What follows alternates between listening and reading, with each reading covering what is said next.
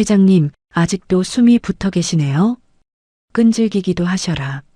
쓰러진 박무진의 귓가에 조카 최민석의 조소 섞인 목소리가 들려왔습니다. 약 찾으세요? 아까 제가 버렸잖아요. 이제 그만 가실 때도 됐죠. 최민석은 고통스러워하는 박무진의 손을 툭 쳐내고는 유유히 골목을 빠져나갔습니다. 하지만 그는 몰랐습니다. 그 어두운 골목 끝에 이 모든 것을 지켜보고 있던 두 개의 눈동자가 있었다는 것을. 죽음의 문턱에서 기적처럼 살아 돌아온 회장과 그를 살려낸 천재 고아 남매의 처절한 응징. 별빛 달빛 사연입니다. 오늘의 사연 시작합니다. 구독해 주시면 채널 운용하는데 도움이 됩니다. 어둠이 짙게 깔린 서울의 한 달 동네 재개발 구역입니다. 가로등조차 제대로 켜지지 않은 좁은 골목길은 음산하기 짝이 없군요. 대한민국 재계 서열 1위 해성그룹의 박무진 회장이 이런 곳에 홀로 서 있다는 게 믿기지 않습니다. 박무진이 낡은 시멘트 바닥을 지팡이로 짚으며 주위를 두리번거렸습니다. 김 기사도 따돌리고 왔는데 약속 장소가 도대체 어디야? 박무진이 답답한 듯 넥타이를 거칠게 풀어헤치며 혼잣말을 뱉었습니다. 오늘 오후에 받은 익명의 문자 한 통이 노인네의 마음을 뒤흔들어 놓았거든요. 20년 전 집을 나간 딸의 유품이 이곳에서 거래된다는 내용이었습니다. 혹여나 정보가 새어나갈까봐 수행원 하나 없이 택시를 타고 온 참이었습니다. 박무진이 양복 안주머니에서 휴대전화를 꺼내들며 중얼거렸습니다. 왜 이렇게 신호가 안 잡히는 거야? 이 빌어먹을 동네는 전화도 안 터지나. 박무진이 휴대전화 화면을 신경질적으로 두드렸습니다. 안테나 칸이 전부 X자로 표시되어 있네요. 그때였습니다. 박무진의 눈매가 날카롭게 가늘어졌습니다. 단순히 통신 상태가 나쁜 게 아니라는 걸 직감한 거죠. 이건 전파방해 장치잖아. 누군가 일부러 신호를 막고 있어. 박무진이 뒤로 한 걸음 물러서며 주위를 경계했습니다. 함정입니다. 딸의 유품이라는 미끼로 자신을 이곳까지 유인한 것이 분명했습니다. 그 순간 박무진의 가슴 중앙에서 끔찍한 통증이 폭발했습니다. 헉.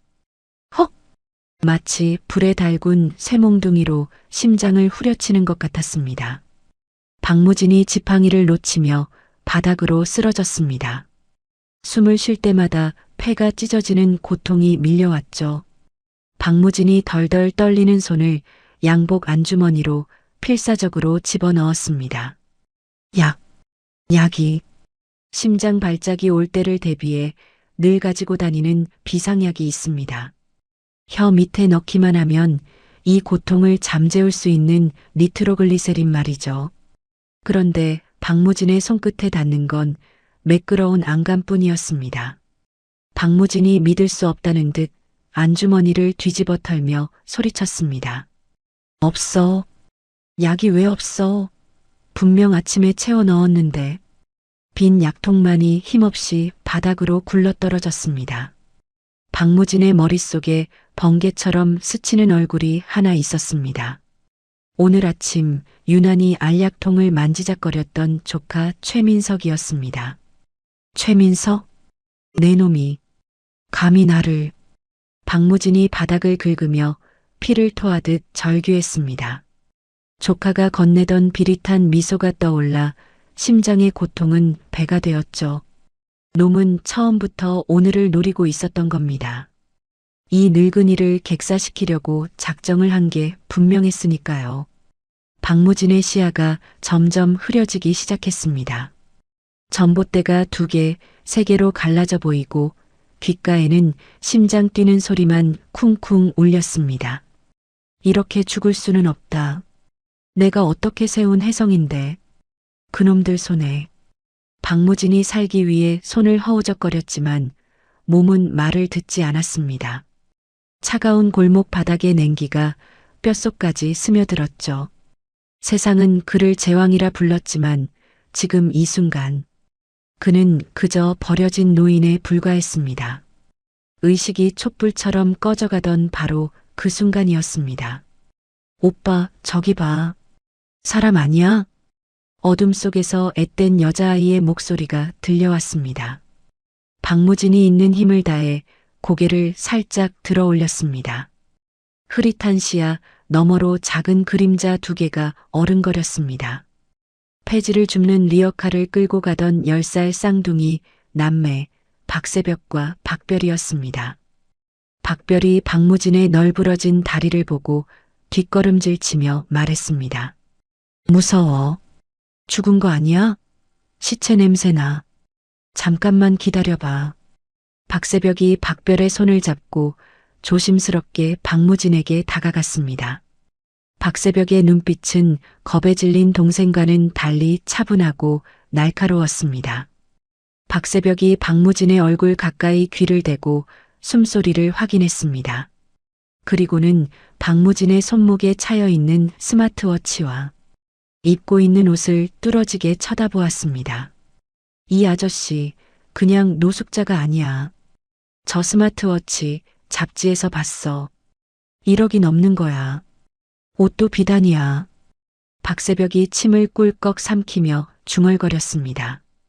박별이 눈을 동그랗게 뜨고 박새벽의 옷자락을 잡아당기며 물었습니다.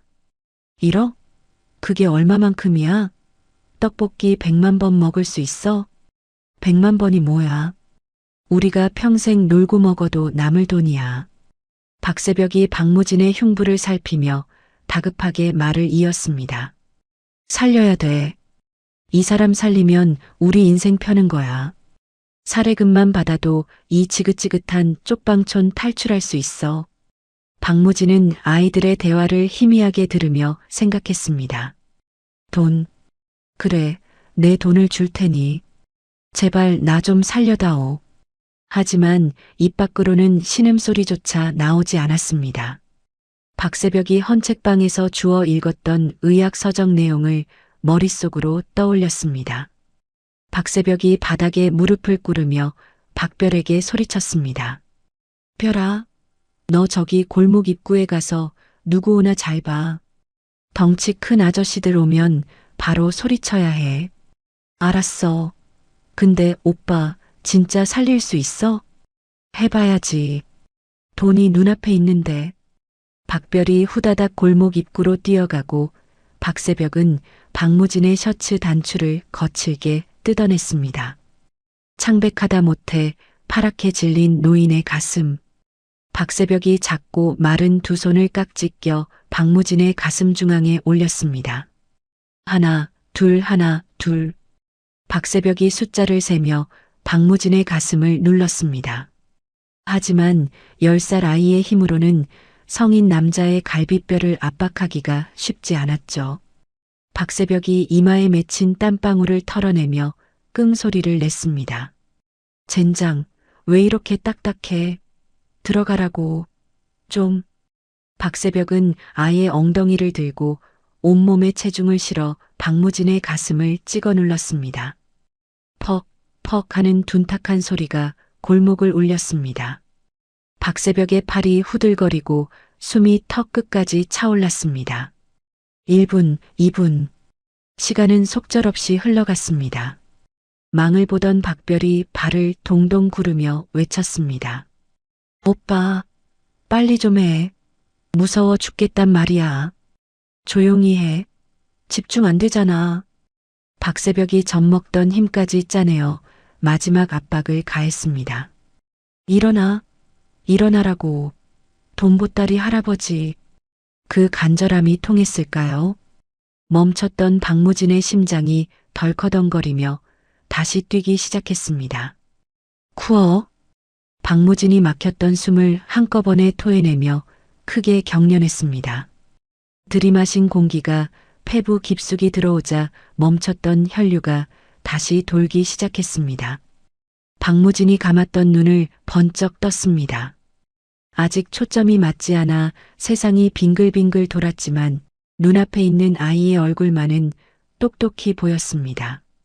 땀에 젖은 앞머리와 자신을 내려다보는 그 강렬한 눈빛. 헉! 헉! 박무진이 거칠게 숨을 몰아쉬며 박새벽의 팔을 잡으려 했습니다. 하지만 손에 힘이 들어가지 않아 허공만 휘저었죠. 박새벽이 바닥에 털썩 주저앉으며 가쁜 숨을 내쉬었습니다. 하, 살았다. 살렸어, 내가. 박새벽이 떨리는 손으로 이마에 땀을 닦아냈습니다. 박별이 쪼르르 달려와 박무진의 얼굴을 들여다보며 물었습니다. 오빠 살았다. 그럼 이제 돈 달라고 하면 돼? 그때였습니다. 멀리서 요란한 사이렌 소리가 들려오기 시작했습니다. 삐뽀 마이너스 삐뽀 마이너스.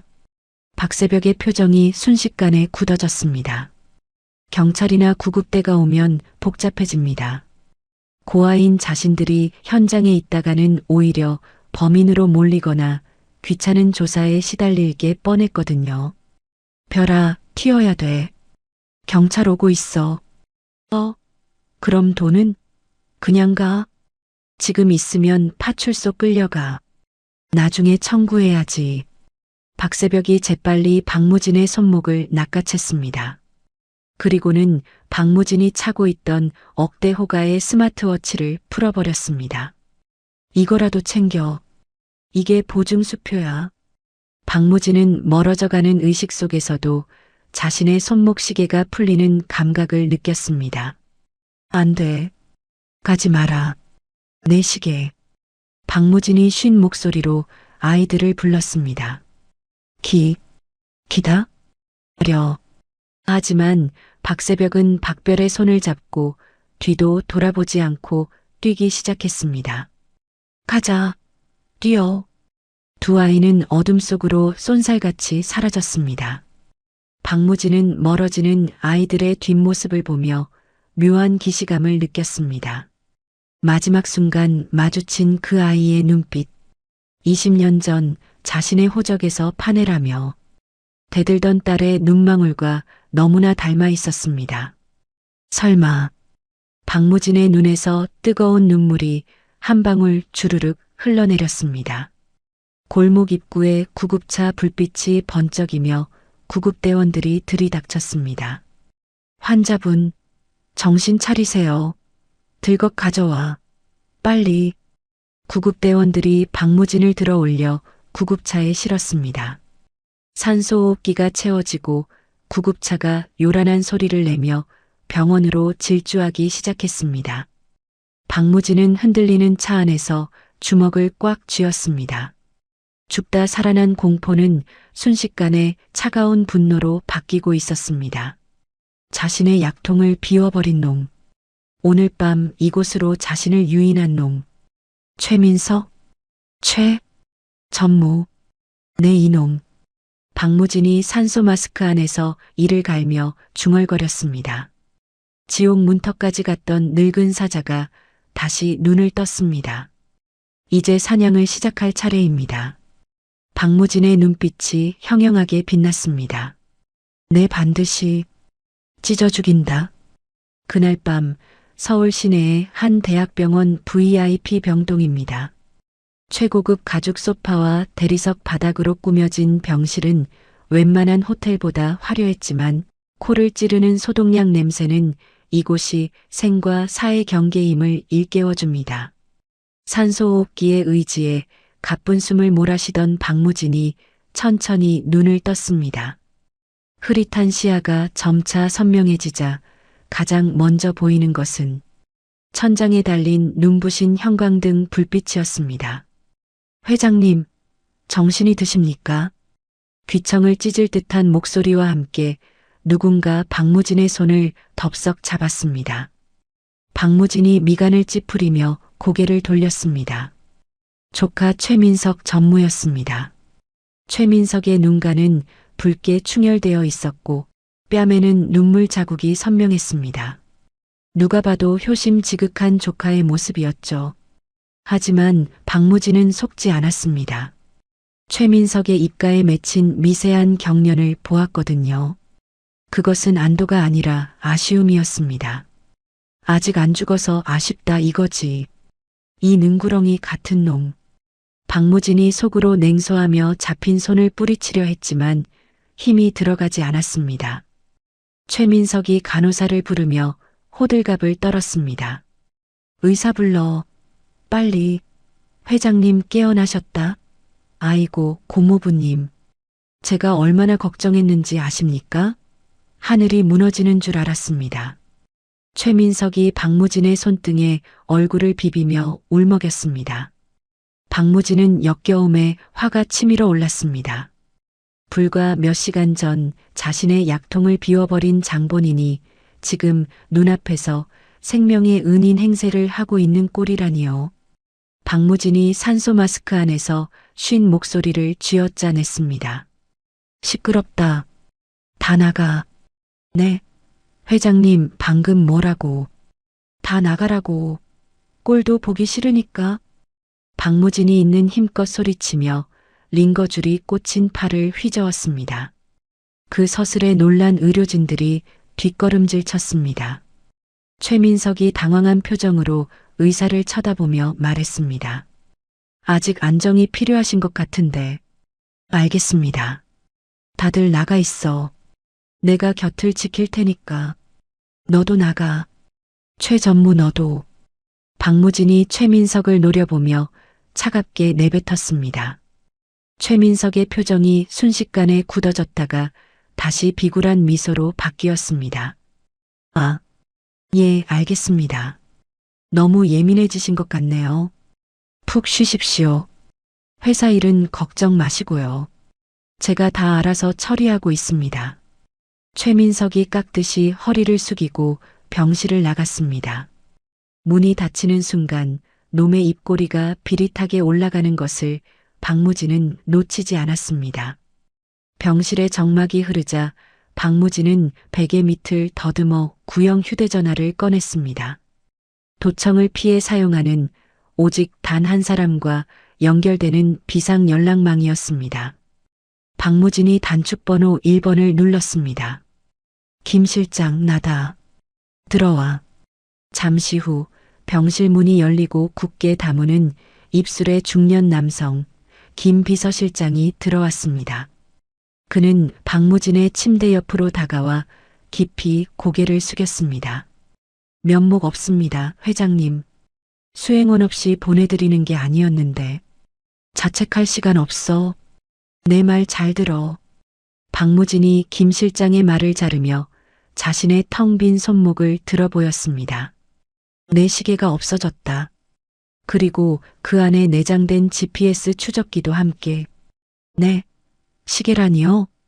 내가 쓰러졌을 때 어떤 꼬맹이들이 날 살렸다. 그 녀석들이 가져갔어. 박무진의 눈빛이 형형하게 빛났습니다. 공식적인 수사는 안 돼. 경찰이 개입하면 최 전무 귀에 들어가는 건 시간 문제야.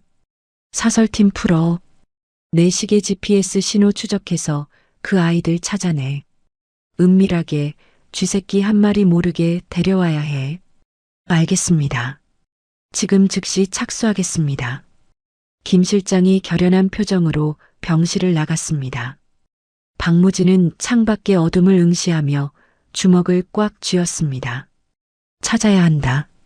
최 전무놈들보다 먼저. 그 아이들이 내 목숨줄이자 이번 싸움의 유일한 변수다. 같은 시각 달동네의 낡은 쪽방촌입니다. 성인 한 명이 눕기에도 비좁은 단칸방에는 곰팡내와 라면, 냄새가 섞여 있습니다. 박별이 퉁퉁 부른 컵라면을 후루룩거리며 박새벽을 쳐다보았습니다. 박새벽은 훔쳐온 박무진의 시계를 만지작거리고 있었습니다. 오빠, 그거 진짜 비싼 거 맞아? 그냥 시계 같은데. 조용히 해봐. 이거 켜졌어. 박새벽이 시계 화면을 터치하자 밝은 빛이 뿜어져 나왔습니다. 최고급 사양의 시계답게 화면은 선명했습니다. 잠금 패턴이 걸려 있었지만 박새벽은 화면에 묻은 지문 자국을 이리저리 비춰보더니 단 3번 만에 패턴을 풀어버렸습니다. 와, 풀렸다.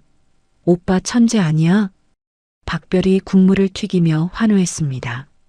하지만 박새벽의 표정은 점점 어두워졌습니다. 시계의 일정표와 메시지 기록을 훑어보던 박새벽의 손가락이 떨리기 시작했습니다. 오전 1000- 해성그룹 이사회 참석. 발신인 보안팀장 마이너스 회장님, 지시하신 구역의 CCTV 삭제 완료했습니다. 해성그룹. 박무진 회장. 박새벽이 나지막이 중얼거렸습니다. 뉴스에서나 보던 대한민국 최고의 부자. 우리가 살린 사람이 바로 그 사람이었습니다. 대박. 오빠, 우리 이제 부자 되는 거야? 그 할아버지가 우리 찾으면 사례금 엄청 주겠지? 박별이 김칫국부터 마시며 눈을 반짝였습니다. 그때였습니다. 스마트워치로 새로운 메시지 하나가 도착했습니다. 진동 소리가 좁은 방 안을 크게 울렸습니다. 발신인 보안팀장. 긴급 지령 목격자 제거. 현 시간부로 해당 구역 쥐새끼들 처리하십시오. 생포 필요 없음. 박새벽의 얼굴이 백지장처럼 하얗게 질렸습니다. 살해나 보상이 아니었습니다. 제거와 처리. 그들이 찾는 것은 생명의 은인이 아니라 회장의 약점을 쥔 목격자였습니다. 별아, 짐 싸지 마. 그냥 나가야 돼. 왜? 밥 먹다 말고. 그 사람들이 우리 죽이러 오고 있어. 지금 당장 튀어야 돼. 박새벽이 박별의 손에서 컵라면을 빼서 바닥에 내려놓았습니다. 박별이 영문을 모르겠다는 표정으로 박새벽을 쳐다보았습니다. 바로 그 순간이었습니다. 기잉 마이너스. 골목 입구에 검은색 세단 2대가 급정거하는 소리가 들렸습니다. 쪽방촌의 고요를 깨는 날카로운 소음이었습니다.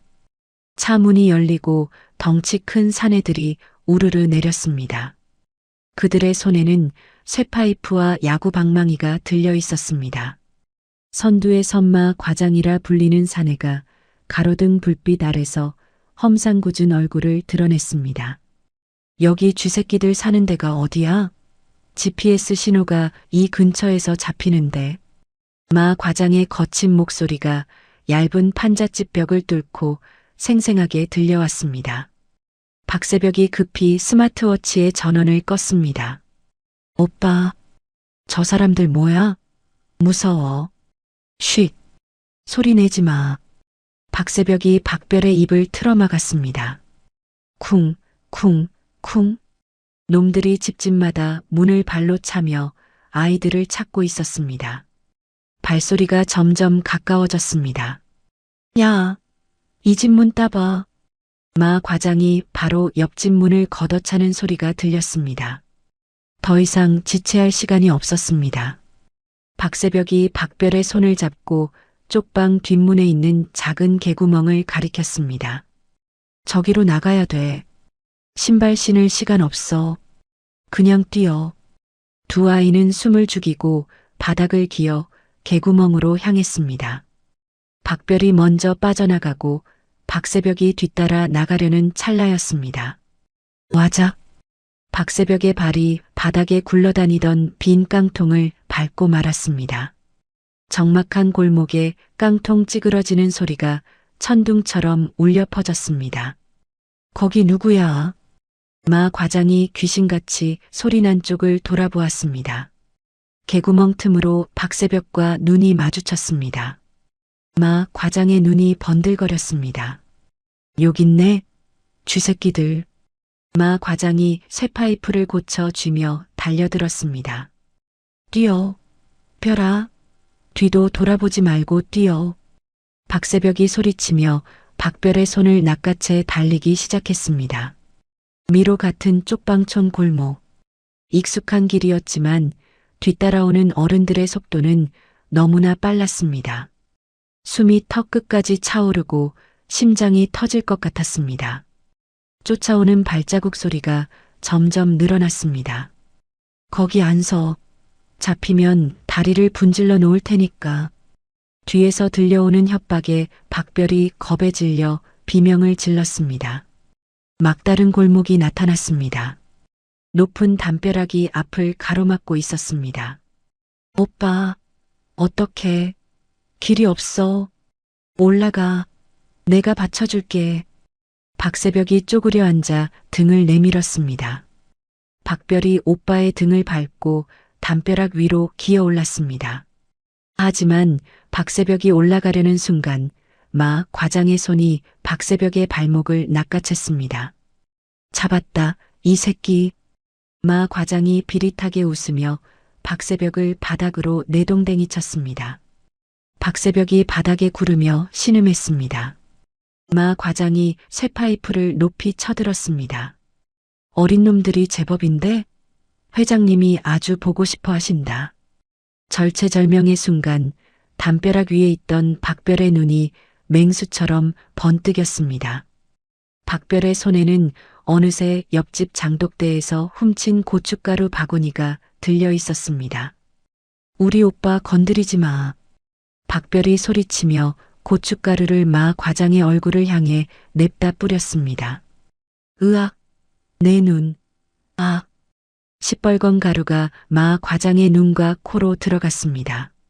마 과장이 얼굴을 감싸쥐며 비명을 지르고 나뒹굴었습니다. 그 틈을 타 박새벽이 마 과장의 정강이를 걷어차고 다시 담벼락으로 뛰어 올랐습니다. 박별이 오빠의 손을 잡아당겼습니다. 빨리, 이쪽이야. 두 아이는 담벼락을 넘어 어둠 속으로 굴러떨어졌습니다. 뒤에서는 놈들의 욕설과 고함이 들려왔지만 아이들은 멈추지 않았습니다. 차가운 빗방울이 하나둘 떨어지기 시작했습니다. 세상은 그들을 영웅이라 부르지 않았습니다. 그저 제거해야 할 목격자일 뿐이었습니다. 살아남기 위한 쌍둥이의 처절한 도주가 시작되었습니다. 1시간 뒤 재개발 구역에 버려진 상가 건물 옥상입니다. 하늘에 구멍이라도 뚫린 듯 장대비가 쏟아져 내리고 있었습니다. 차가운 빗줄기가 옥상 바닥을 세차게 때리며 물보라를 일으켰습니다. 숨이 턱끝까지 차오른 박새벽과 박별이 옥상 난간 구석으로 몰렸습니다. 더 이상 도망칠 곳은 없었습니다. 아래를 내려다보니 까마득한 낭떠러지였고 뒤에는 굳게 닫힌 철문뿐이었습니다. 박별이 오빠의 옷자락을 꽉 움켜쥐며 울먹였습니다. 오빠, 나 무서워. 다리가 후들거려. 괜찮아. 정신 똑바로 차려. 호랑이 굴에 들어가도 정신만 차리면 산다고 했어. 박새벽이 박별의 어깨를 감싸 안으며 짐짓 담담하게 말했습니다.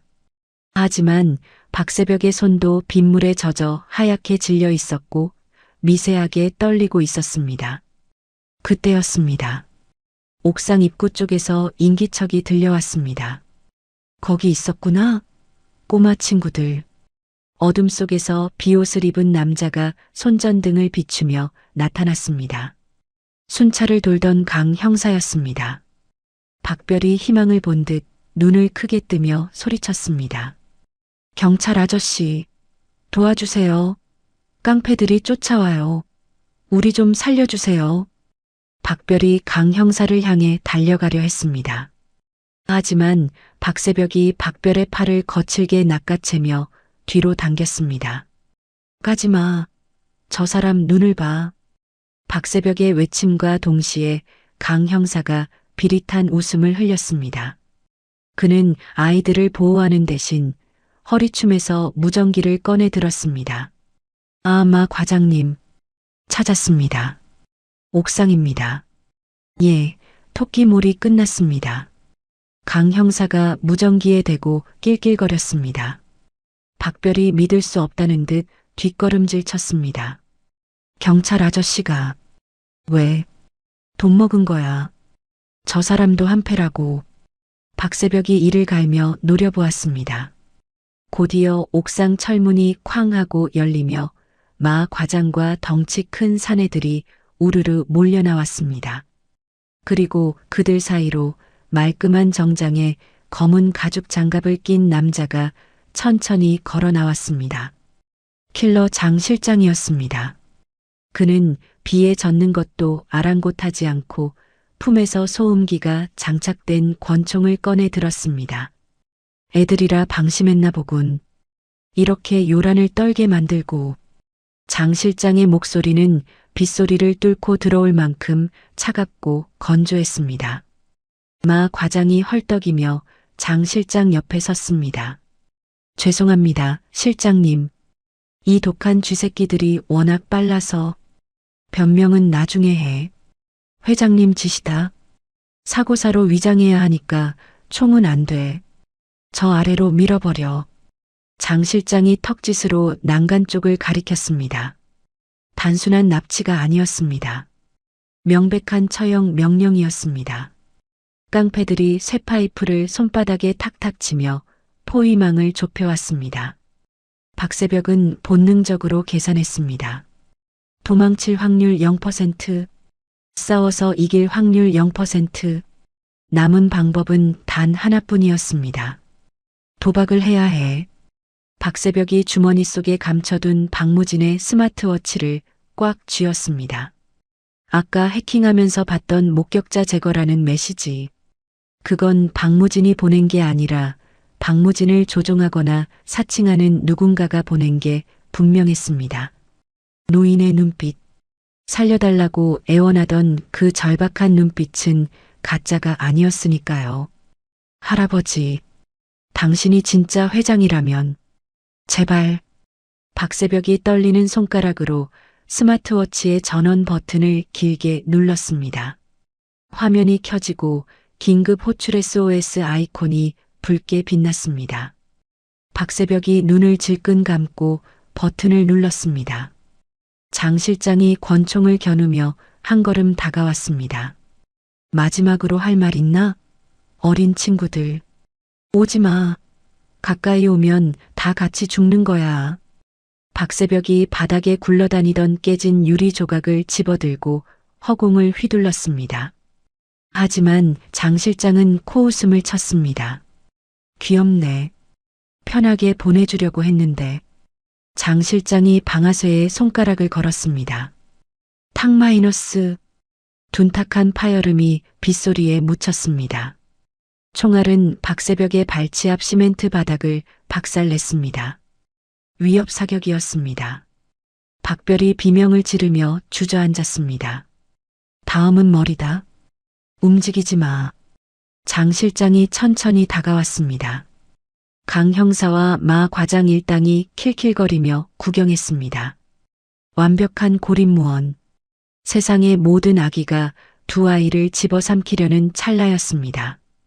쿠강 마이너스. 폐건물의 녹슨 옥상 철문이 거대한 폭발음과 함께 뜯겨나갔습니다. 짙은 연기와 함께 섬광탄이 터졌습니다. 아! 내 눈. 마 과장 일당이 눈을 감싸쥐며 비틀거렸습니다. 그 틈을 타 검은색 전투복을 입은 사내들이 옥상으로 쏟아져 들어왔습니다. 해성그룹의 사설 보안팀 블랙가드였습니다. 그들의 움직임은 정광석화 같았습니다. 제 앞에 전원 무릎 꿇려. 블랙가드 요원들이 순식간에 강 형사와 깡패들을 바닥에 쳐박고 팔을 꺾었습니다. 장 실장이 당황하여 총구를 돌리려 했지만 이미 레이저 조준점 수십 개가 그의 이마와 가슴을 겨누고 있었습니다. 총 버려. 쏘는 순간 벌집이 될 거다. 보안팀장의 서늘한 경고에 장 실장은 욕설을 내뱉으며 권총을 바닥에 떨어뜨렸습니다. 상황은 단 1분 만에 역전되었습니다. 옥상은 순식간에 제압된 깡패들의 신음소리로 가득 찼습니다. 그리고 뜯겨나간 문 너머로 누군가 천천히 걸어 나왔습니다. 지팡이를 짚는 둔탁한 소리가 빗소리 사이로 또렷하게 들렸습니다. 쿵, 쿵, 쿵. 블랙가드 요원들이 일제히 길을 터주며 고개를 숙였습니다. 회장님 오셨습니까? 검은 코트를 어깨에 걸친 박무진이었습니다. 그의 얼굴은 병색이 완연했지만 눈빛만큼은 사람을 얼어붙게 할 정도로 서슬퍼랬습니다. 박무진이 쓰러진 깡패들을 벌레 보듯 내려다보며 나지막이 의졸였습니다. 감히 내 허락도 없이 내 구역에서 사냥질인가? 박무진의 시선이 구석에 떨고 있는 아이들에게 닿았습니다. 박무진은 지팡이를 짚고 아이들 쪽으로 천천히 발걸음을 옮겼습니다.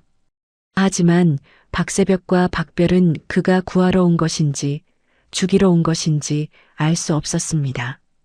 눈앞에 놓이는 그저 압도적인 공포의 대상일 뿐이었으니까요. 박새벽이 박별을 등 뒤로 숨기며 깨진 유리 조각을 박무진에게 겨눴습니다. 오지 마. 한 발짝만 더 오면 찌를 거야. 박새벽의 손은 사시나무 떨듯 떨리고 있었지만 눈빛만은 도끼로 가득 차 있었습니다. 박무진은 그 눈빛에서 멈칫했습니다. 20년 전 자신에게 대들던 딸의 모습이 겹쳐 보였기 때문입니다. 박무진이 손을 내밀며 달래듯 말했습니다. 얘야, 진정해라. 나는 너희를 해치러 온 게 아니다. 거짓말. 저 사람들 시켜서 우리 죽이려고 했잖아. 아니다. 오해가 있어. 일단 그 유리는 내려놓고. 박무진이 한 걸음 더 다가서자 박별이 뒷걸음질 치다 빗물이 고인 웅덩이를 밟고 미끄러졌습니다. 박별이 엉덩방아를 찌우며 넘어졌습니다. 그 충격으로 낡은 티셔츠 목기 속에 숨겨져 있던 은색 물건이 툭 하고 튀어나왔습니다.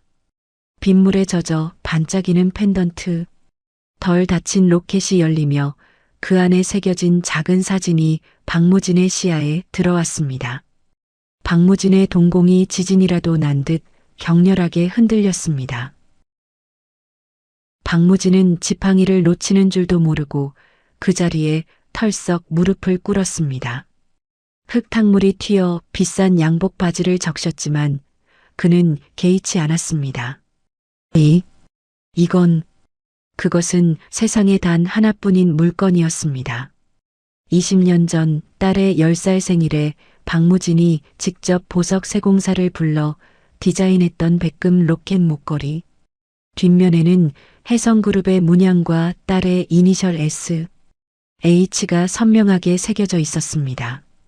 박무진의 떨리는 손이 허공을 더듬었습니다. 아가, 그 목걸이 어디서 났느냐? 천하의 박무진 회장의 목소리가 물기에 젖어 덜덜 떨렸습니다. 박별은 겁에 질려 아무 말도 하지 못하고 딸꾹질만 했습니다. 박새벽이 넘어진 동생을 감싸 안으며 박무진을 노려보았습니다. 우리 엄마 거야. 건드리지 마. 엄마. 그 한마디가 박무진의 가슴을 비수처럼 꽂고 들어왔습니다. 죽은 줄로만 알았던, 영영 다시는 못 볼 줄 알았던 내 딸의 핏줄. 자신이 그토록 찾아 헤매던 생명의 은인이 실은 자신의 손주들이었다는 사실이 거대한 파도처럼 밀려왔습니다. 박무진은 가슴이 미어지는 것 같아 주먹으로 가슴을 쳤습니다. 박무진의 눈에서 뜨거운 눈물이 왈칵 쏟아져 내렸습니다. 빗물과 눈물이 섞여 주름진 뺨을 타고 흘러내렸습니다. 박무진이 무릎으로 기어가 아이들을 향해 팔을 벌렸습니다. 미안하다. 할애비가 늦었어. 정말 미안하다. 박새벽은 당황했습니다. 자신들을 죽이러 온 줄 알았던 무서운 회장이 갑자기 아이처럼 울고 있었으니까요. 박무진은 조심스럽게 부서질세라 아이들의 젖은 어깨를 감싸 안았습니다. 차가운 빗속에서 끊어졌던 혈연의 온기가 20년 만에 다시 이어지는 순간이었습니다. 찾았다. 드디어 찾았어. 박무진은 아이들을 품에 안고 한참을 오열했습니다. 멀리서 지켜보던 김 실장과 블랙가드 요원들도 숙연해져 고개를 숙였습니다. 잠시 후 박무진이 고개를 들었습니다. 눈물은 빗물에 씻겨 내려갔지만 눈빛은 그 어느 때보다 차갑게 불타오르고 있었습니다. 그는 바닥에 제압된 장 실장과 강 형사, 그리고 과장 일당을 천천히 훑어보았습니다. 잘 들어라. 박무진의 낮은 목소리가 옥상에 울려 퍼졌습니다. 오늘 내 아이들을 건드린 놈들, 살아서 나간 걸 후회하게 만들어주마. 박무진이 자신의 코트를 벗어 덜덜 떨고 있는 박새벽과 박별에게 덮어주었습니다. 가자, 집으로. 박무진은 아이들의 손을 꼭 잡고 일어섰습니다. 박새벽은 박무진의 크고 투박한 손에서 느껴지는 온기에 묘한 안도감을 느꼈습니다. 세 사람은 빗속을 뚫고 대기 중인 리무진으로 향했습니다. 박무진의 등 뒤로 번개가 치며 거대한 그림자가 아이들을 덮어주었습니다. 이제 이 아이들을 건드리는 자는 이 나라의 제왕을 적으로 돌리게 될 것입니다. 서울 한남동, 높은 담벼락으로 둘러싸인 해성그룹 본가입니다. 육중한 철문이 스르르 열리고 박무진의 리무진이 들어서자 도열에 있던 수십 명의 고용인이 허리를 90도로 숙였습니다. 대한민국 정재계 인사들도 함부로 발을 들이지 못하는 성역에 흙탕물로 범벅이 된 아이들이 들어선 것입니다. 차에서 내린 박무진은 박새벽과 박별의 손을 꼭 잡고 현관으로 들어섰습니다. 대리석 바닥에 아이들의 검은 발자국이 찍혔지만 박무진은 전혀 개의치 않았습니다. 김 비서실장이 당황한 기색을 감추며 다가왔습니다. 회장님, 주치의가 대기 중입니다. 바로 씻기고 검진부터 하시죠. 그래. 아주 꼼꼼하게 봐. 머리털 하나까지 다 검사해. 잠시 후 욕실에서 씻고 나온 아이들은 제 몸보다 큰 최고급 실크 잠옷을 입고 어색하게 서 있었습니다. 따뜻한 물과 비누 향기. 태어나서 처음 느껴보는 안락함에 박별은 연신 옷소매를 코에 대고 킁킁거렸습니다. 하지만 안락함도 잠시, 검진 결과를 들고 온 주치의의 표정은 어두웠습니다. 주치의가 차트를 넘기며 조심스럽게 입을 열었습니다. 회장님, 아이들 상태가 생각보다 좋지 않습니다. 상태라니? 어디가 아픈 건가? 영양실조는 기본이고 성장 발육도 또래보다 2년은 늦습니다. 무엇보다 주치의가 말을 잇지 못하고 박새벽의 등 뒤를 가리켰습니다. 박무진이 다가가서 박새벽의 잠옷 상의를 살짝 들춰보았습니다. 박무진의 눈이 커다랗게 흔들렸습니다. 아이의 등에는 오래전 끓는 물에 댄 듯한 화상 흉터가 흉측하게 남아 있었습니다. 박별의 팔뚝에도 무언가에 맞아서 생긴 자잘한 흉터들이 가득했습니다. 이게 다 뭐냐? 박무진이 떨리는 손으로 흉터를 어루만지려 하자 박새벽이 움찔하며 몸을 피했습니다. 아직 어른의 손길이 두려운 것입니다. 박무진은 가슴이 미어지는 것 같아 주먹을 꽉 쥐었습니다. 자신이 호의호식하며 제국을 다스리는 동안 핏줄들은 짐승 같은 세상에서 학대당하며 살고 있었던 겁니다. 누가 그랬어? 어떤 놈이? 기억 안 나요. 고아원 원장이 그랬나? 아니면 전에 살던 집 아저씨가 그랬나? 박새벽이 아무렇지 않다는 듯 덤덤하게 대답했습니다. 그 무심한 말투가 박무진을 더 아프게 찔렀습니다. 박무진이 눈시울을 붉히며 아이들을 와락 끌어안았습니다. 미안하다. 내가 죄인이다. 이제 다시는 그 누구도 너희 털끝 하나 건드리지 못하게 하마.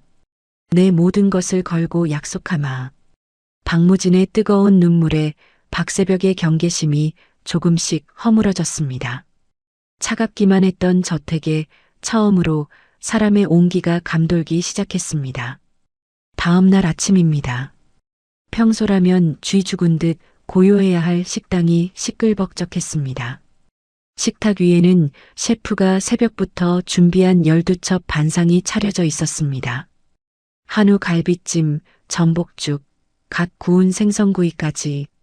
박별은 눈이 휘둥그레져서 입을 다물지 못했습니다.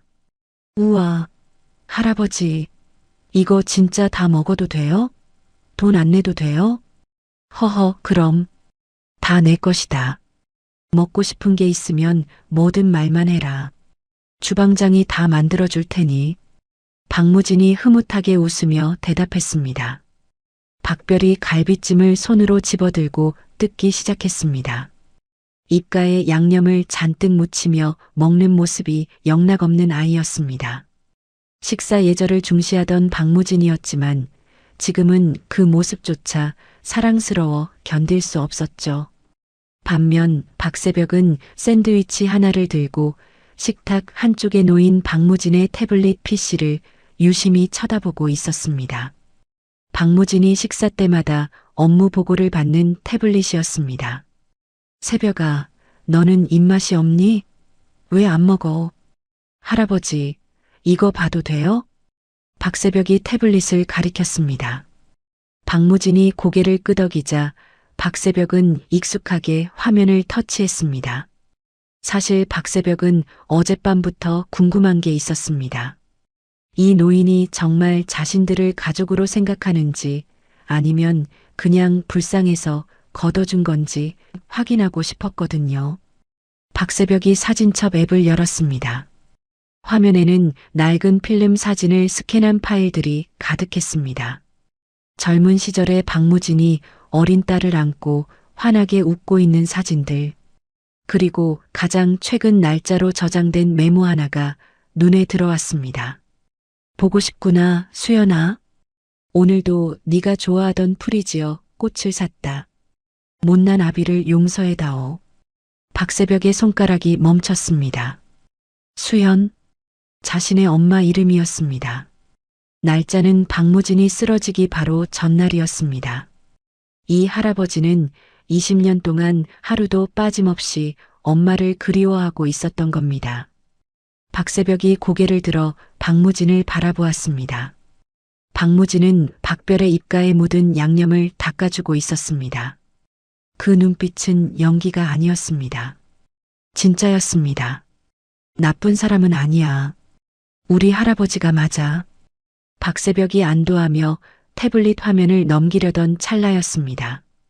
이상한 점이 발견되었습니다. 사진첩 뒤로 정체를 알 수 없는 검은색 코드가 뱀처럼 기어다니고 있었거든요. 이게 뭐지? 박새벽이 샌드위치를 내려놓고 화면을 확대했습니다. 시스템 설정 깊숙한 곳에 숨겨진 낯선 프로그램이었습니다. 헌책방에서 주워온 해킹 서적에서 봤던 것과 비슷했습니다. 할아버지, 응? 왜 그러냐, 새벽아. 이 태블릿 누가 만졌어요? 아니, 나랑 김 실장 말고는 만지는 사람이 없는데 여기 이상한 게 깔려 있어요. 카메라랑 마이크가 저절로 켜져 있어요. 누군가 우리가 하는 말을 다 듣고 있다고요. 박무진과 김 실장의 표정이 순식간에 굳어졌습니다. 김 실장이 다급하게 다가와 태블릿을 들여다보았습니다. 도청 프로그램 말씀입니까? 네. 이거 봐요. 데이터가 계속 밖으로 나가잖아요. 백도어라는 거예요. 뒷문 열어놓고 도둑질하는 거. 박새벽이 고사리 같은 손가락으로 가상 키보드를 띄우더니 빠르게 명령어를 입력했습니다. 이거 끄는 거 쉬워요. 연결된 주소만 끊으면 되거든요. 타닥, 타닥. 박새벽이 엔터키를 누르자 화면에 연결 종료라는 메시지가 떴습니다.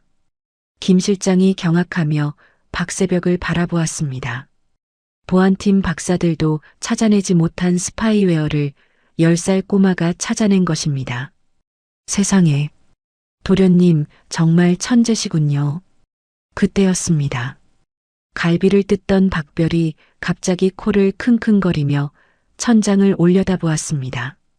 할아버지, 냄새나. 응? 무슨 냄새? 음식 냄새 말이냐?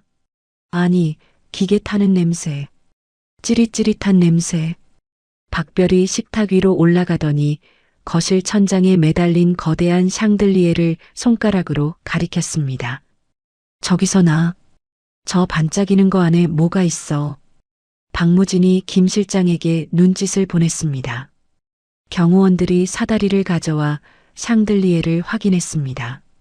잠시 후 경호원이 샹들리에 장식 안쪽에 교묘하게 숨겨져 있던 손톱만한 도청 장치를 떼어내 내려왔습니다. 과열되어 미세하게 그을린 흔적이 있었습니다. 박무진이 도청 장치를 받아들고 부들부들 떨었습니다. 집안까지, 감히 내 안방까지 쥐새끼를 풀어놔? 박무진은 단번에 범인이 누구인지 알 수 있었습니다. 최민석 전무였습니다. 박무진이 주먹으로 식탁을 내리쳤습니다. 쿵! 김 실장, 당장 법무팀 불러. 그리고 아이들 호적 정정 서류 준비해. 오늘부로 이 아이들은 내 법적 상속인이다. 내 전 재산을 물려주겠다는 유언장도 공증받아. 박무진의 불호령에 고용인들이 일사불란하게 움직였습니다. 박무진은 아이들을 바라보며 가슴이 벅차올랐습니다. 박새벽의 천재적인 두뇌와 박별의 동물적인 감각. 이 아이들이라면 혜성그룹을 지키는 것은 물론 놈들에게 빼앗길 뻔한 제국을 더 거대하게 만들 수 있을 것이라 확신했습니다. 같은 시각 혜성그룹 전무실입니다. 최민석이 책상 위에 놓인 스피커를 집어 던지며 고래고래 소리를 질렀습니다. 안 들려. 왜 갑자기 끊긴 거야? 여보세요. 야. 스피커에서는 지지직거리는 잡음만 들려왔습니다. 박새벽이 연결을 끊기 직전 최민석은 분명히 들었습니다. 우리 할아버지가 맞아. 라는 아이의 목소리와 내 전 재산을 물려주겠다는 박무진의 외침을요. 최민석이 머리를 감싸쥐며 주저앉았습니다. 친손자라고? 그 거러지 같은 놈들이 진짜 핏줄이었다고? 최민석의 눈동자가 공포와 분노로 뒤섞여 흔들렸습니다. 유전자 검사 결과가 나오고 입양이 확정되는 순간 자신은 닥쳤던 게 신세가 되는 것이었습니다. 아니, 그동안 저지른 비리가 밝혀져 감옥에 가게 될지도 몰랐습니다. 안 돼. 내 거야. 혜성은 내 거라고. 20년을 기다렸는데. 최민석이 책상 서랍을 열어 대포폰을 꺼냈습니다. 손이 심하게 떨려 버튼을 제대로 누르기도 힘들었습니다. 그는 어딘가로 전화를 걸며 이를 악물었습니다. 여보세요. 해외 용병팀 섭외해. 돈은 얼마든지 줄 테니까 당장 들어오라고 해. 최민석의 얼굴이 악기처럼 일그러졌습니다. 유언장 도장 찍기 전에 죽여야 돼. 늙은이고 애새끼고 싹 다 갈아버려. 평화로운 아침 식사 시간은 끝났습니다. 저택의 높은 담장 너머로 시커먼 먹구름이 몰려오고 있었습니다. 가장 행복해야 할 가족의 재회 뒤편에서 핏빛 폭풍우가 시작될 준비를 마쳤습니다. 3일 후 혜성그룹 본사 대회의실입니다. 팽팽한 긴장감이 감도는 회의실 안 최민석 전무가 단상에 서서 핏대를 세우고 있습니다.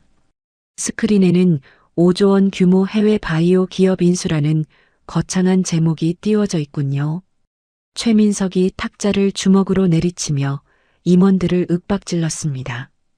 도대체 언제까지 검토만 할 겁니까? 회장님 건강히 오늘 내일 하시는데 회장님 유지를 받들어서 회사를 키워야 할 거 아닙니까? 하지만 전무님 실사보고서가 아직 미비하고. 닥치세요. 지금 내가 추진하는 일에 토를 다는 겁니까? 줄 잘 서세요. 차기 회장이 누가 될지 멍청이가 아니라면 알 텐데. 최민석의 서슬퍼런 협박에 임원들이 꿀먹은 벙어리가 되어 고개를 숙였습니다. 최민석이 회심의 미소를 지으며 계약서를 흔들었습니다. 자, 이해 없으면 바로 날인하겠습니다. 도장 찍으시죠. 최민석이 펜을 들고 계약서에 서명하려는 순간이었습니다. 쾅! 육중한 회의실 문이 활짝 열리며 쩌렁쩌렁한 목소리가 울려 퍼졌습니다. 그 도장 당장 멈추게. 임원들이 쏘스라치게 놀라 자리에서 일어났습니다. 말끔한 정장을 차려입은 박무진 회장이 지팡이를 짚고 당당하게 들어오고 있었습니다. 그리고 그의 양옆에는 작은 신사 박새벽과 예쁜 원피스를 입은 박별이 나란히 서 있었습니다. 회장님? 병원에 계셔야 할 분이 여긴 어떻게? 최민석의 얼굴이 사색이 되었습니다. 박무진이 아이들의 어깨에 손을 올리며 여유롭게 미소 지었습니다. 내 특별 보좌관들의 의견을 아직 안 듣지 않았나? 5조 원짜리 쇼핑을 하는데 주인 허락도 없이 하면 쓰나? 보좌관이라니요? 이 어린애들을 데리고 지금 속꿉 장난하십니까? 이곳은 신성한 이사회입니다. 최민석이 악을 쓰며 반발했습니다. 하지만 박무진은 눈 하나 깜짝하지 않고 박새벽에게 고개를 끄덕였습니다. 새벽아, 보여드려라. 박새벽이 주눅 들지 않고 단상으로 걸어나갔습니다. 박새벽은 손에 들고 있던 박무진의 태블릿 PC를 회의실 메인 시스템에 연결했습니다. 화면이 바뀌고 인수대상이라는 해외 공장의 위성 사진이 띄워졌습니다. 아저씨들, 이거 보세요. 이상하지 않아요? 박새벽이 고사리 같은 손가락으로 화면을 확대하며 또랑또랑한 목소리로 말했습니다. 이 공장 24시간 풀가동 중이라면서요. 그런데 굴뚝에 연기가 하나도 없어요. 그리고 직원 주차장을 보세요. 차가 한 대도 없잖아요. 유령이 일어나요? 임원들이 웅성거리기 시작했습니다. 박새벽이 화면을 넘겼습니다. 이번에는 복잡한 재무제표가 나왔습니다. 그리고 여기 재무제표 34페이지랑 108페이지. 숫자가 똑같아요. 복사해서 붙여넣기 한 거네요. 매출 채권도 다 가짜예요. 이 회사 껍데기뿐인 유령 회사라고요. 박새벽의 날카로운 지적에 회의실이 발칵 뒤집혔습니다. 10살 아이의 눈에도 보이는 사기극을 임원들은 최민석의 눈치를 보느라 모른 척했던 것입니다. 최민석이 식은땀을 줄줄 흘리며 소리쳤습니다. 이건 모함입니다. 어디서 조작된 자료를 가져와서. 그때 박별이 최민석의 곁으로 다가갔습니다. 박별이 코를 킁킁거리며 최민석의 냄새를 맡더니 코를 움켜쥐고 얼굴을 찌푸렸습니다. 우에, 아저씨, 냄새나요. 냄새라니.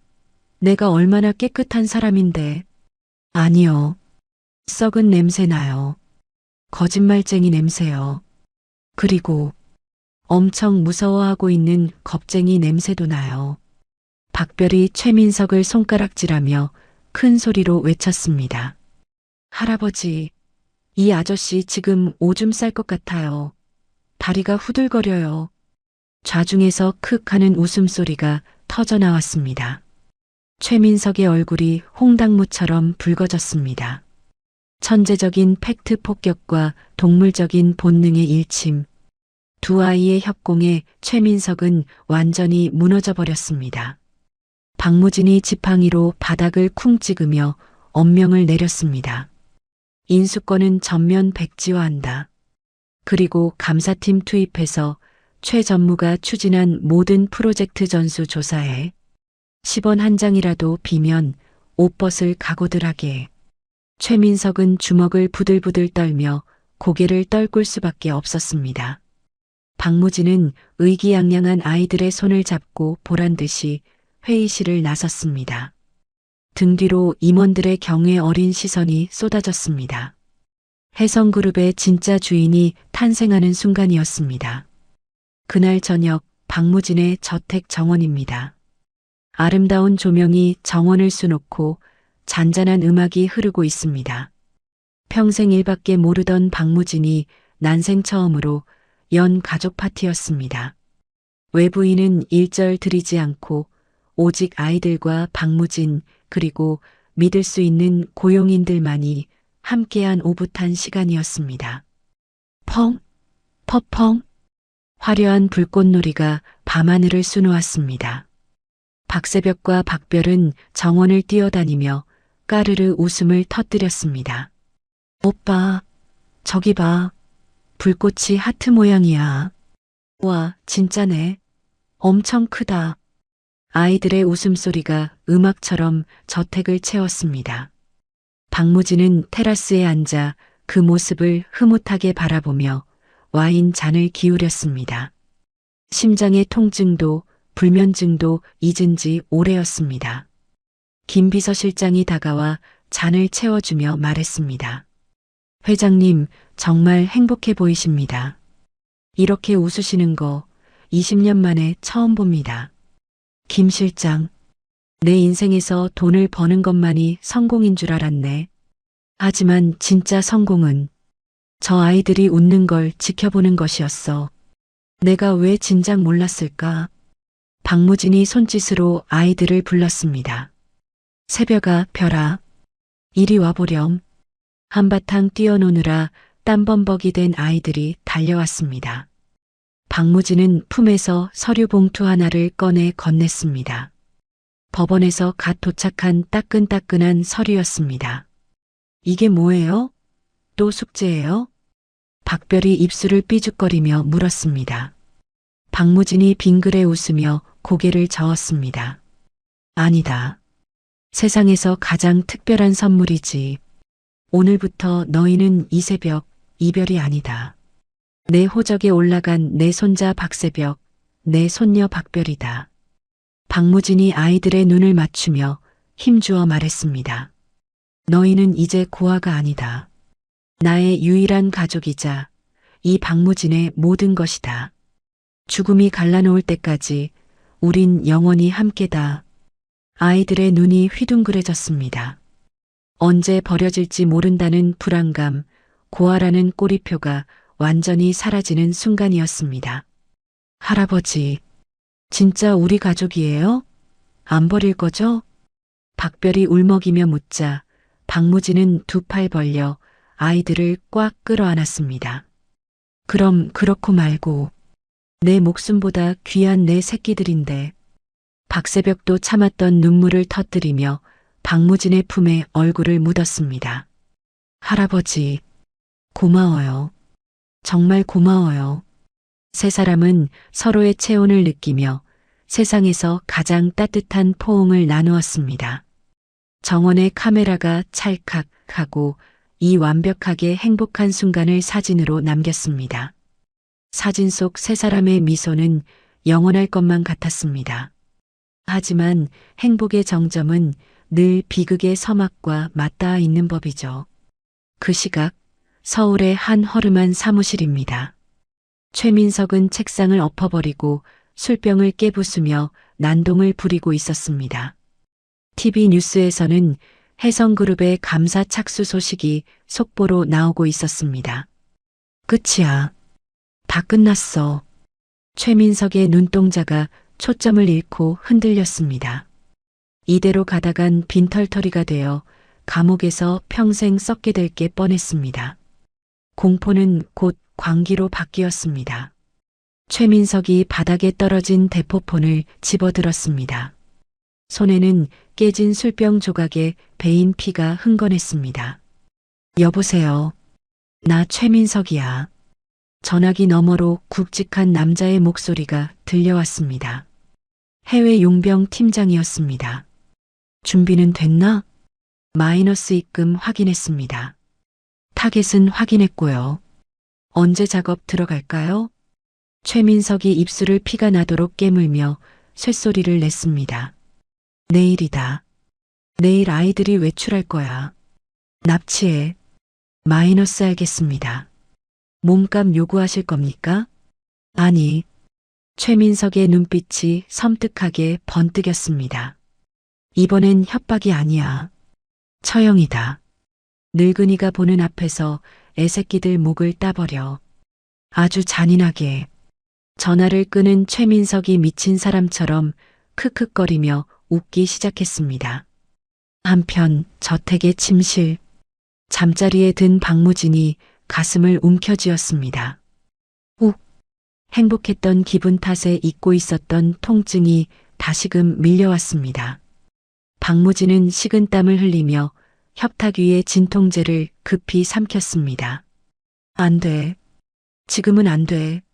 아이들이 보고 있어. 박무진은 거친 숨을 몰아쉬며 겨우 잠을 청했습니다. 창밖에는 먹구름이 달빛을 가리고 있었습니다. 가장 빛나는 밤이 저물고 내일 닥쳐올 거대한 폭풍우가 검은 입을 벌리고 기다리고 있었습니다. 다음 날 오후 서울 시내로 향하는 남산 1호 터널입니다. 박무진 회장이 선물해준 책을 사러 가는 길, 박새벽과 박별은 들뜬 마음으로 경호 차량 뒷좌석에 앉아 있었습니다. 운전석에는 베테랑 김 기사가, 조수석에는 경호 팀장이 탑승해 만일의 사태에 대비하고 있었죠. 박별이 창밖을 구경하며 신이 나서 떠들었습니다. 오빠, 나 만화책 사도 돼? 할아버지가 뭐든 다 사라고 했잖아. 공부책부터 사고 남으면 사. 할아버지 돈이라고 막 쓰면 안 돼. 박새벽이 짐짓 어른스럽게 타일렀지만 그의 입가에도 미소가 걸려 있었습니다. 터널 안으로 들어서자 주황색 조명이 차 안을 비쳤습니다. 평화로운 오후의 외출이었습니다. 그런데 그때였습니다. 끼잉 마이너스 쾅. 앞서가던 대형 덤프트럭이 갑자기 차체를 비틀며 터널을 가로막았습니다. 김 기사가 급브레이크를 밟았지만 뒤따라오던 승합차가 경호 차량의 뒤를 들이받았습니다. 앞뒤가 완전히 막힌 도간의 든쥐 신세가 된 것입니다. 뭐야? 사고인가? 고개 숙이세요. 문 잠가. 경호 팀장이 다급하게 외치며 무전기를 들었습니다. 하지만 무전기는 지직거리는 잡음만 내뱉을 뿐이었습니다. 트럭과 승합차에서 검은 복면을 쓴 건장한 사내들이 쇠몽둥이를 들고 우르르 내렸습니다. 그들의 손에는 특수 제작된 망치와 가스총이 들려 있었습니다. 도련님, 아가씨, 엎드리세요. 쾅! 사내들이 망치로 방탄 유리를 내리쳤습니다. 아무리 방탄이라도 특수 장비 앞에서는 버티지 못했습니다. 유리에 거미줄 같은 금이 가기 시작하더니 이내 와장창 무너져 내렸습니다. 으악! 깨진 창틈으로 최루탄이 날아들어왔습니다. 펑 하는 소리와 함께 매캐한 가스가 차 안을 가득 채웠습니다. 박새벽과 박별은 기침을 하며 눈물 콧물을 쏟았습니다. 콜록, 오빠, 앞이 안 보여. 별아, 내 손 잡아. 박새벽이 허우적거리며 동생의 손을 찾았지만 이미 거친 손길이 아이들을 낚아채 끌어내고 있었습니다. 김 기사와 경호 팀장이 피를 흘리며 저항했지만 수정 열쇠에 밀려 무참히 쓰러졌습니다. 이거나 놓으라고. 박별이 발버둥 쳤지만 사내들은 아이들을 짐짝처럼 검은색 스타렉스에 처박았습니다.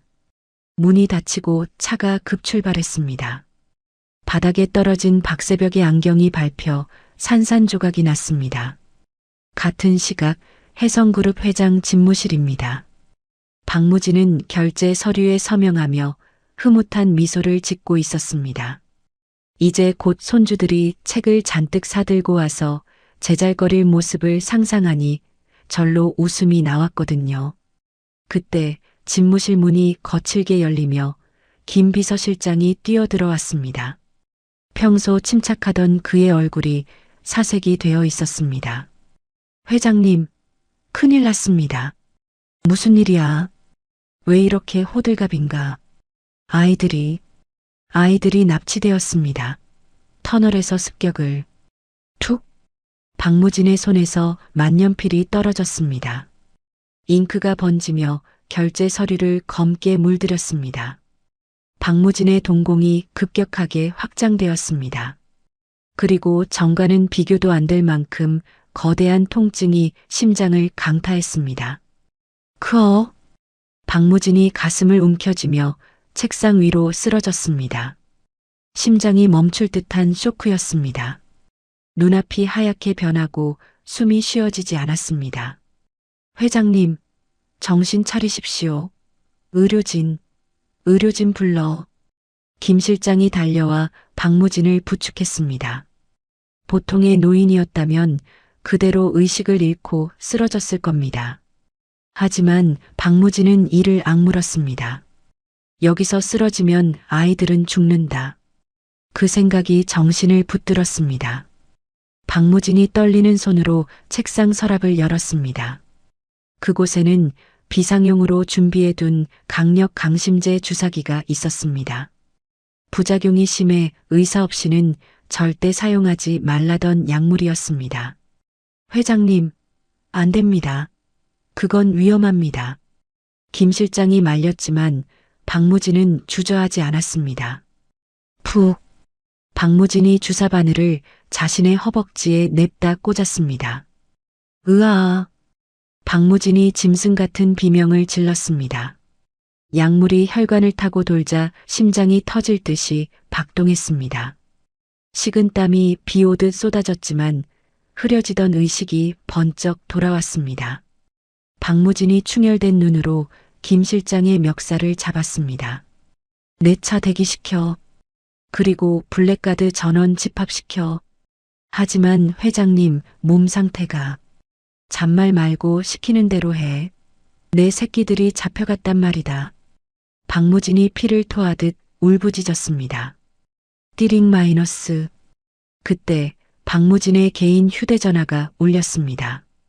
영상 통화였습니다. 발신자 표시 없음. 박무진이 떨리는 손으로 통화 버튼을 눌렀습니다. 화면 가득 비친 것은 도심 외곽의 peneng동 창고였습니다. 손발이 묶이고 입에 청테이프가 붙은 박세벽과 박별이 차가운 바닥에 내동댕이 쳐져 있었습니다. 그리고 그 뒤로 최민석 전무가 광기 어린 미소를 지으며 나타났습니다. 고모부님, 아니 회장님. 선물이 마음에 드십니까? 최민석? 내 놈이 기어이. 감사팀 풀어서 제 목을 조르셨죠? 저도 살려면 어쩔 수 없었습니다. 잘 보세요. 최민석이 박별의 머리채를 잡고 카메라에 들이밀었습니다. 박별이 공포에 질려 눈물을 흘리며 으붑거렸습니다. 박무진의 심장이 찢어지는 것 같았습니다. 그 손 놓지 못해. 아이들 털끝 하나라도 건드리면. 진정하시죠. 아직은 안 죽였습니다. 제 요구 조건은 간단합니다. 경영권 포기 각서와 제 비리 증거 원본. 다 가지고 혼자 오십시오. 최민석이 식칼을 꺼내 아이들의 목 주변을 어슬렁거렸습니다. 경찰 부르면 아시죠? 손가락부터 하나씩 배달될 겁니다. 1시간 드립니다. 아, 알겠다. 갈게. 내가 갈 테니까 제발 아이들은 건드리지 마라. 제발. 천하의 박무진이 애원했습니다. 서두르세요. 여기 좀 춥거든요. 뚝. 통화가 끊어졌습니다. 박무진은 지팡이를 짚고 비틀거으며 일어섰습니다. 다리가 후들거렸지만 눈빛만은 살기를 띠고 있었습니다. 그는 옷걸이에 걸린 코트를 집어들었습니다. 가자. 사냥할 시간이다. 도심 외곽의 peneng동 창고입니다.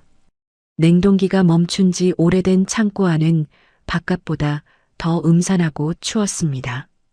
박세벽과 박별은 서로의 체온에 의지한 채 바들바들 떨고 있었습니다. 입에는 테이프가 붙어 있어 말도 할 수 없었죠. 주변에는 최민석이 고용한 용병들이 쇠파이프를 들고 감시하고 있었습니다. 그 중앙에는 난방을 위해 켜둔 구형 전기난로가 위태롭게 서 있었고 그 옆에는 놈들이 쓰다 버린 폐유통이 굴러다니고 있었습니다. 박세벽은 최민석의 통화 내용을 엿듣고 상황을 파악했습니다. 할아버지가 오면 우린 다 죽어. 최민석의 눈빛은 협상을 하려는 사람의 눈빛이 아니었습니다. 그는 박무진이 도착하는 순간 이 창고를 통째로 날려버릴 작정이었습니다. 할아버지도 죽고 우리도 죽는다. 박새벽의 눈동자가 빠르게 돌아갔습니다. 이대로 기다릴 순 없었습니다. 탈출해야 해. 놈들이 방심하고 있을 때 박새벽은 등 뒤로 묶인 손목을 비틀었습니다. 살이 쓸려 쓰라렸지만 멈출 수 없었습니다.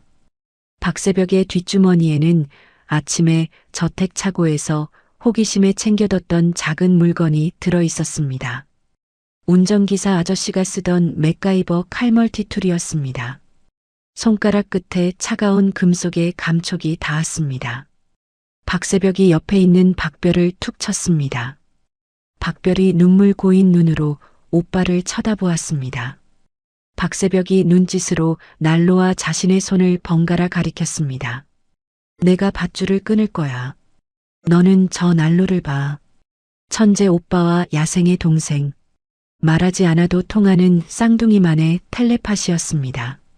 한편 창고 밖에서는 최민석이 휘파람을 불며 기름통을 기울이고 있었습니다.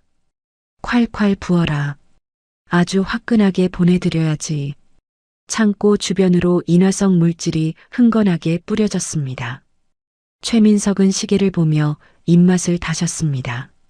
이제 곧 박무진이라는 거대한 성벽이 무너지고 자신이 그 위에 설 시간이 다가오고 있었습니다. 하지만 그는 몰랐습니다. 성벽 안에 갇힌 아기 호랑이들이 발톱을 세우고 있다는 것을요. 패냉동 창고 아닙니다. 살을 애는 듯한 냉기와 퀴퀴한 곰팡이 냄새, 그리고 코를 찌르는 석유 냄새가 뒤섞여 숨쉬기조차 힘든 공간이었습니다. 박새벽은 등 뒤로 묶인 손목을 비틀며 이를 악물었습니다. 손목살이 밧줄에 쓸려 피가 배어 나왔지만 지금 멈추면 죽는다는 생각에 고통을 참아냈습니다. 박새벽의 손가락 끝에 차가운 금속이 닿았습니다. 아침에 챙겼던 맥가이버 칼이었습니다. 제발 펴져라. 박새벽이 손가락에 경련이 일도록 힘을 주자 틱하고 작은 칼날이 펴지는 소리가 났습니다. 다행히 놈들은 난로 주변에 모여 낄낄거리느라 그 소리를 듣지 못했습니다. 박새벽은 톱질하듯 밧줄을 긁어대기 시작했습니다. 툭! 질긴 나일론 밧줄이 끊어지는 감각이 느껴졌습니다. 박새벽은 심장이 터질 것 같았지만 표정을 숨기고 옆에 있는 박별을 툭 쳤습니다. 박별이 눈물 젖은 눈으로 오빠를 바라보았습니다. 박새벽이 눈짓으로 난로를 가리키며 고개를 끄덕였습니다. 박새벽이 재빨리 손을 놀려 박별의 손목을 묶은 매듭을 칼로 그었습니다. 박별의 손이 자유로워지는 순간이었습니다.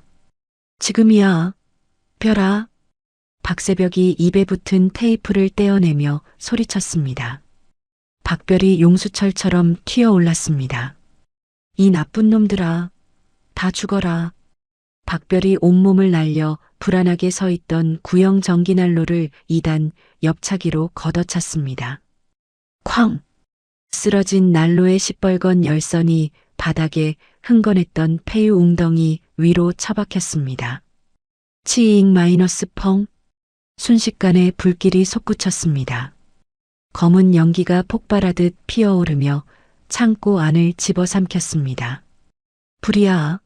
뭐야? 불 꺼. 뜨거워. 으악. 감시하던 용병들이 혼비백산하여 우왕좌왕했습니다. 화재 경보기가 요란하게 울려대고 매캐한 연기 때문에 앞이 보이지 않았습니다. 오빠, 여기야.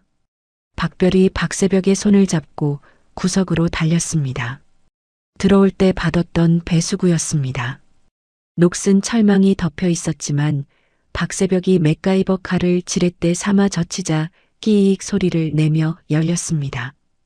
어른이라면 절대 들어갈 수 없는 오직 아이들만이 통과할 수 있는 좁은 구멍이었습니다. 들어가, 빨리. 박새벽이 박별을 밀어넣고 자신도 뒤따라 들어갔습니다. 배수구 안은 진흙과 오물로 가득 차 있었지만 아이들은 멈추지 않고 필사적으로 기었습니다. 뒤에서는 저 새끼들 잡아 라는 고함과 함께 불길이 타오르는 소리가 들려왔습니다. 창고 밖은 비바람이 몰아치고 있었습니다. 박새벽과 박별이 배수구 끝자락에서 진흙투성이가 되어 튀어나왔습니다. 차가운 빗물이 얼굴을 때리자 그제야 살았다는 실감이 났습니다. 오빠, 우리 살았어. 도망가자. 박별이 박새벽을 일으켜 세우려던 찰나였습니다. 창고 정문이 벌컥 열리며 누군가 뛰쳐나왔습니다. 불길을 피해 밖으로 도망쳐 나온 최민석 전무였습니다. 그의 얼굴은 검댕으로 뒤덮여 있었고 눈은 광기로 번들거리고 있었습니다. 최민석이 배수구 앞에 있는 아이들을 발견하고는 악기처럼 소리 질렀습니다. 이 독한 쥐새끼들, 내 놈들이 내 인생을 망쳐. 최민석이 주변에 있던 쇠파이프를 집어들고 성큼성큼 다가왔습니다. 거기 안 서? 오늘 너희 죽고 나 죽는 거야. 아이들은 뒷걸음질 쳤지만 뒤는 낭떠러지였고 앞은 최민석이 막고 있었습니다. 박새벽이 박별을 등 뒤로 숨기며 돌멩이를 집어들었습니다. 하지만 어른 남자의 힘을 당해낼 수는 없었습니다. 최민석이 쇠파이프를 높이 치켜들었습니다. 죽어라. 바로 그 순간이었습니다. 두두두두두. 하늘이 찢어질 듯한 굉음이 들려왔습니다. 최민석이 멈칫하며 하늘을 올려다보았습니다. 창고 지붕 위로 치솟은 거대한 불기둥을 이정표 삼아 검은색 헬리콥터 한 대가 비를 뚫고 내려오고 있었습니다. 헬기의 강력한 하강풍에 최민석이 휘청거렸습니다. 뭐야? 헬기가 착륙하기도 전에 문이 열리고 검은 전투복을 입은 블랙가드 요원들이 밧줄을 타고 뛰어내렸습니다. 전원 제압해. 타겟 확보. 요원들이 순식간에 최민석과 뒤따라 나온 용병들을 덮쳤습니다. 이거 내가 누군지 알아. 으악. 최민석이 발버둥 쳤지만 건장한 요원들에게 제압당해 바닥에 얼굴을 쳐박았습니다. 헬기 프로펠러 소리가 잦아들고 누군가 천천히 걸어 나왔습니다. 링거 바늘을 꽂은 채 흙탕물이 튀는 것도 아랑곳하지 않고 지팡이를 짚고 선 노인. 박무진 회장이었습니다. 회장님? 최민석이 믿을 수 없다는 듯 중얼거렸습니다. 심장이 멈췄다던 노인이 마치 지옥에서 돌아온 저승사자처럼 서 있었습니다. 박무진의 얼굴은 창백했지만 눈빛만은 시퍼렇게 살아있었습니다. 강심제 투혼으로 겨우 버티고 있는 몸이었지만 분노가 그를 움직이게 했습니다. 박무진이 최민석 앞으로 다가갔습니다. 내 심장을 멈추게 한 건 피부치로서 한 번은 봐줄 수 있었다. 박무진이 지팡이를 높이 들었습니다. 하지만 내 새끼들을 건드린 건 신이라도 용서 못해. 퍽! 박무진의 지팡이가 최민석의 정강이를 강타했습니다. 뼈가 부러지는 소리가 빗소리를 뚫고 들려왔습니다. 아! 최민석이 비명을 지르며 뒹굴었습니다. 박무진은 멈추지 않았습니다. 이건 내 딸을 20년 동안 못 보게 한 죄.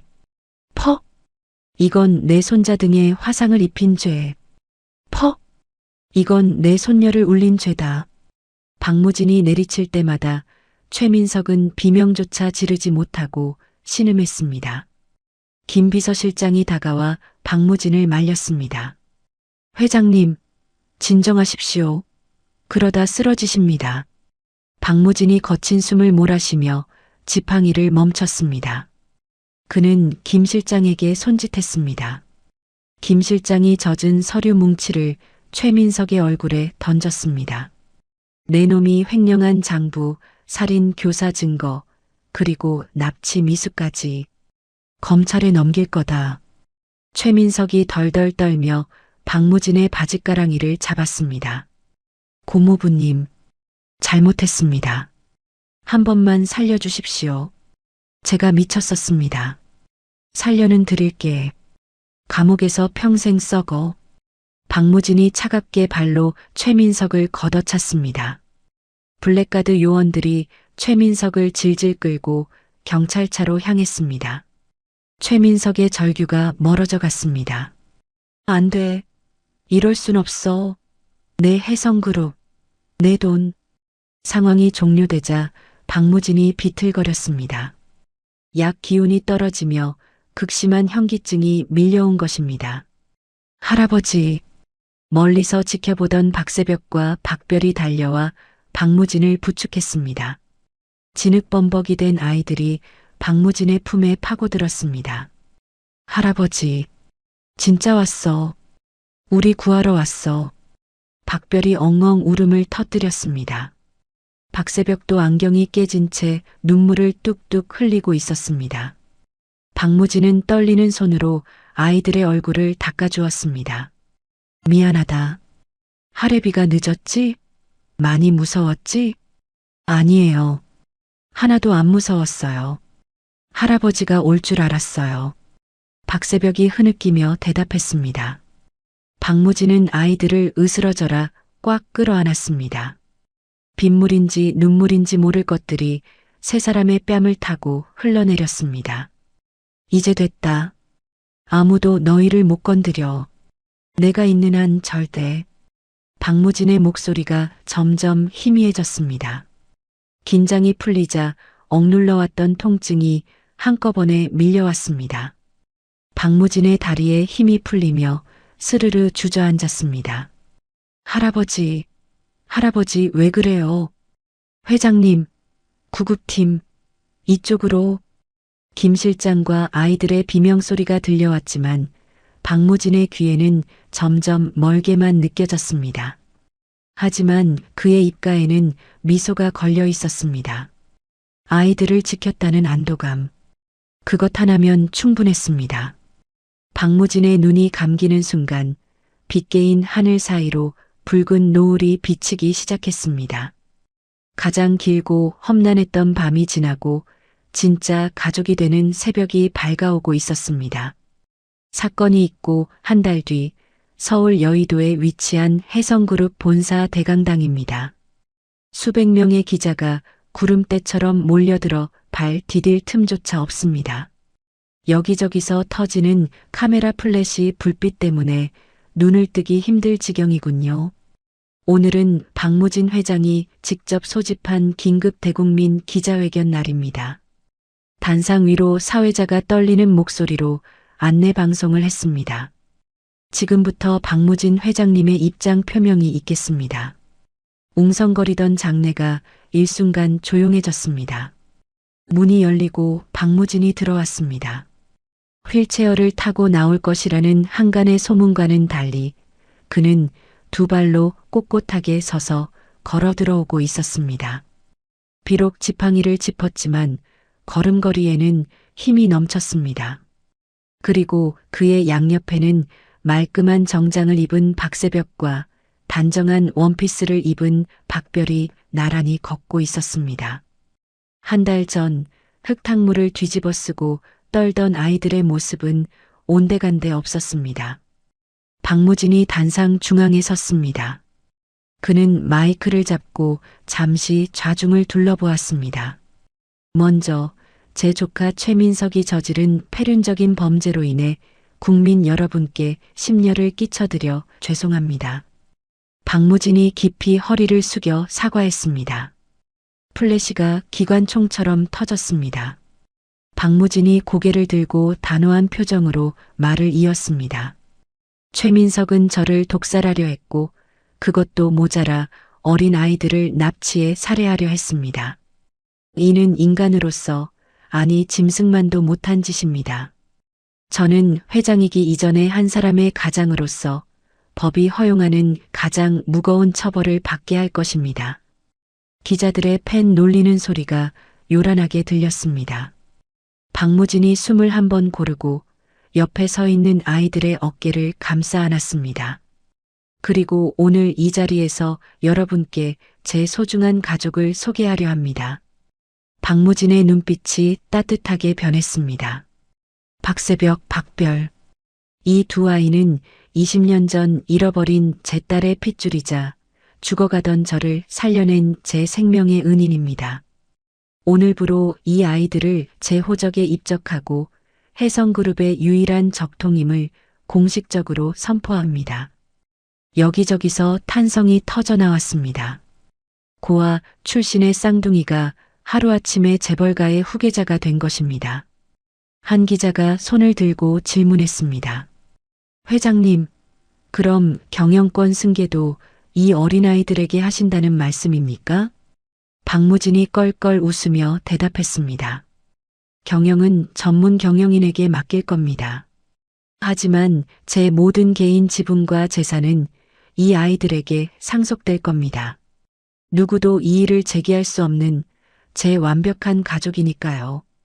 박새벽과 박별이 긴장한 듯 마른 침을 삼켰지만 이내 박무진을 보며 환하게 웃었습니다. 수많은 카메라 앞에서도 아이들은 더 이상 주눅 들지 않았습니다. 늙은 사자의 보호 아래 아기 사자들도 당당하게 고개를 들고 있었습니다. 같은 시각 서울 구치소의 독방입니다. 최민석은 죄수복을 입은 채 멍하니 텔레비전을 쳐다보고 있었습니다. 화면 속에서는 박무진과 아이들이 손을 맞잡고 환하게 웃는 모습이 생중계되고 있었습니다. 으아, 안 돼. 저건 내 거야. 내 돈이라고. 최민석이 짐승처럼 울부짖으며 텔레비전을 향해 식판을 집어 던졌습니다.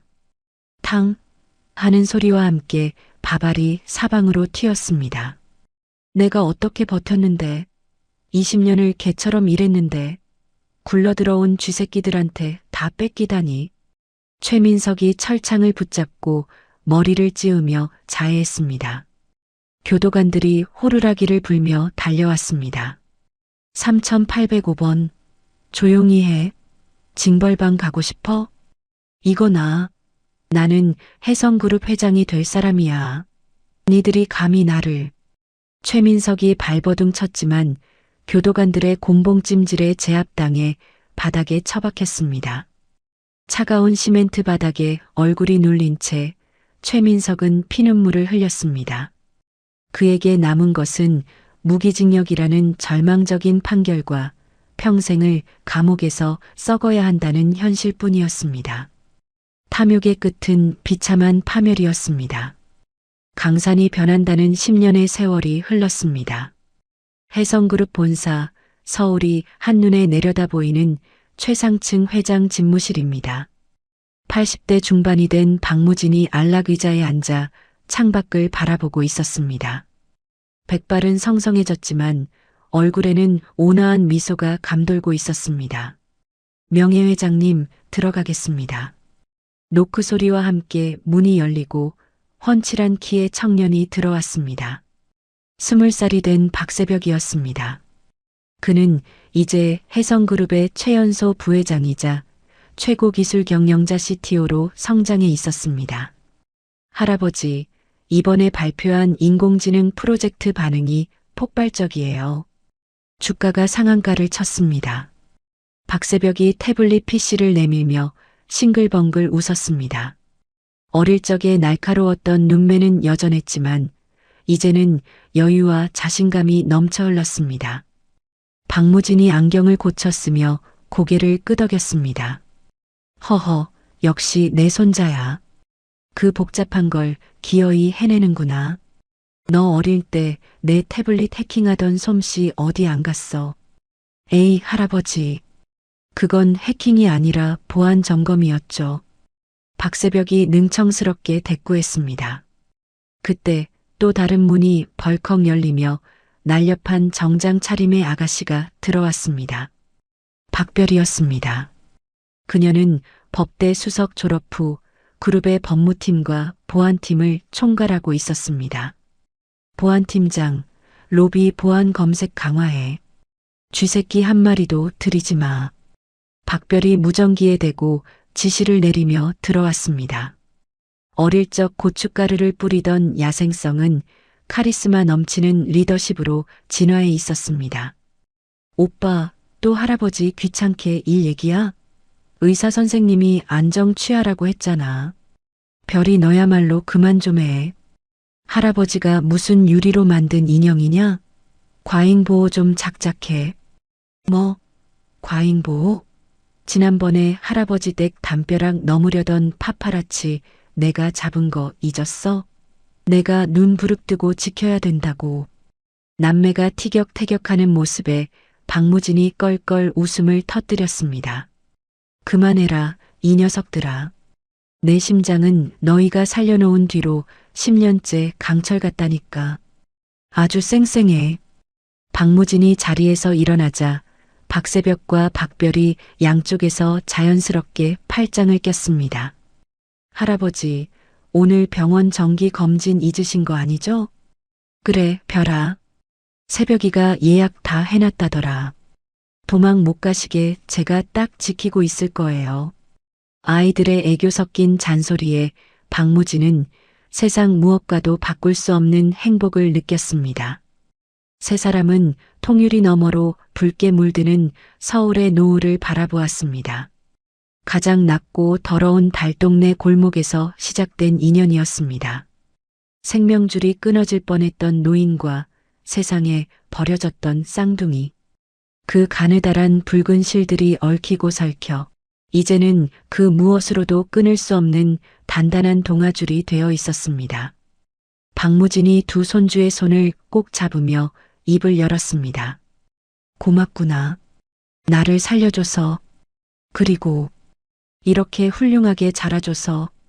박새벽이 박무진의 어깨에 머리를 기대며 대답했습니다. 저희가 더 고맙죠. 할아버지가 우리를 가족으로 만들어주셨잖아요. 맞아. 우린 영원히 한 팀이야. 할아버지, 오빠, 그리고 나. 박별이 박무진의 손을 꽉 잡았습니다.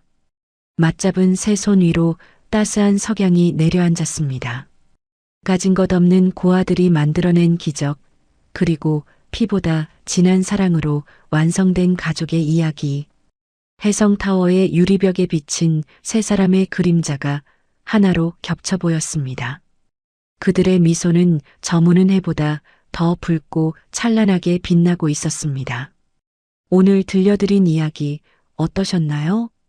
가장 차가운 골목 바닥에서 시작된 인연이 결국 서로를 구원하는 가장 따뜻한 생명줄이 되었습니다.